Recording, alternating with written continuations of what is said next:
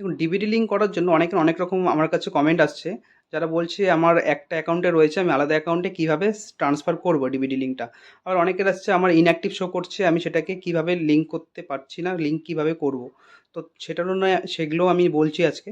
আর same ব্যাঙ্কে account থাকলে আপনি সেম ব্যাঙ্কের আলাদা অ্যাকাউন্টের সাথে কীভাবে ডিবিটি লিঙ্ক করবেন। তো সমস্ত কোশ্চেনের অ্যান্সার আমি আজ এই ভিডিওর মাধ্যমে দেবো। তো শুরু থেকে শেষ পর্যন্ত ভিডিওটা দেখুন, আমি সমস্ত প্রসেস স্টেপ বাই স্টেপ আপনাদেরকে বলে দিচ্ছি। দেখুন, প্রথমে আপনাদেরকে গুগলে গিয়ে এনপিসিআই লিখে সার্চ করতে হবে। তারপর এনপিসিআই অ্যাপের মধ্যে এই ওয়েবসাইটে ঢুকলে আপনারা যে লেফট সাইডে 3 লাইন দেখতে পাবেন, সেই 3 লাইনে ক্লিক করবেন। করার পর এখানে কাস্টমার বলে যে অপশানটা রয়েছে সেখানে ক্লিক করবেন। তারপর ভারত আধার সিটিং এনেবল যে অপশানটা রয়েছে সেখানে আসবেন। আসার পর এখানে দেখুন, একটা সবাই ম্যাক্সিমাম অনেকে কোশ্চিন করছে আমাকে যে এই মেসেজটা কেন আসছে বা এর মানেটা কী। দেখুন, এটা এমন কিছু মেসেজ না, আপনি যে ডিবিটি লিঙ্ক করার জন্য এই পোর্টালে ঢুকছেন সেটারই এটা একটা জাস্ট ওয়েলকাম মেসেজ। তো তার জন্য আপনাকে কিছু করতে হবে না। এই যে লেফট সাইডে 3টে লাইন রয়েছে, সেই 3টে লাইনে ক্লিক করলে আপনি আধার সিডিং বা ডিসিডিং এর অপশন পেয়ে যাবেন। সেখানে আসতে হবে আপনাকে। আসার পর এখানে দেখুন সিডিং, ডিসিডিং এমনকি সমস্ত কোশ্চেনের অ্যান্সার আপনারা এখানেই পেয়ে যাবেন। দেখুন, প্রথমে তো আমি সিডিং অপশনটা দেখিয়ে দিই। আপনাকে আধার নাম্বারটা এখানে দিতে হবে। তারপর যদি সিডিং করতে চান সিডিং করবেন। এখানে আপনার যে ব্যাংকের সাথে সিডিং করবেন সেই ব্যাংকটা এখানে সিলেক্ট করে নেবেন।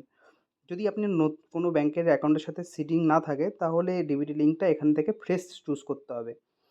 আর ইন কেস ধরুন আপনার সেম ব্যাংকে অ্যাকাউন্ট রয়েছে, কিন্তু আলাদা অ্যাকাউন্টের সাথে সেম ব্যাংকে দুটো অ্যাকাউন্ট রয়েছে, হয়তো আলাদা এক নাম্বারে আলাদা যেই অ্যাকাউন্ট রয়েছে সেই অ্যাকাউন্টের সাথে লিঙ্ক রয়েছে সেম ব্যাংকে, আপনি সেম ব্যাংকেরই অন্য অ্যাকাউন্টের সাথে লিঙ্ক করতে চান, তো সেই জন্য সেকেন্ড অপশানটা। আবার অনেকের ক্ষেত্রে দেখা যাচ্ছে যে বলেছিলেন যে অন্য অ্যাকাউন্টে রয়েছে এসবিআই থেকে বিওয়াইতে কীভাবে ট্রান্সফার করবেন, তার জন্য এই 3 নম্বর অপশানটা আপনাদেরকে চুজ করতে হবে। করার পর এখানে আপনার অ্যাকাউন্ট নাম্বার দেবেন, কনফার্ম অ্যাকাউন্ট নাম্বার দেবেন, চেক বক্সে ক্লিক করার পর এখানে আপনার ক্যাপচার কোডটা দিয়ে সাবমিট করার পর আপনার আধারের সাথে যে মোবাইল নাম্বার লিঙ্ক রয়েছে সেখানে একটা ওটিপি যাবে, সেই ওটিপিটাতে সাবমিট করলে আপনার সিডিংটা হয়ে যাবে। আর ডিসিডিং কখন করবেন, অনেকের যে ইনঅ্যাক্টিভ শো করছে আধার পোর্টাল থেকে, সেই ইনঅ্যাক্টিভ শো করাকালীন তারা যদি সিডিং করতে যায় সিডিং সেখানে হয় না।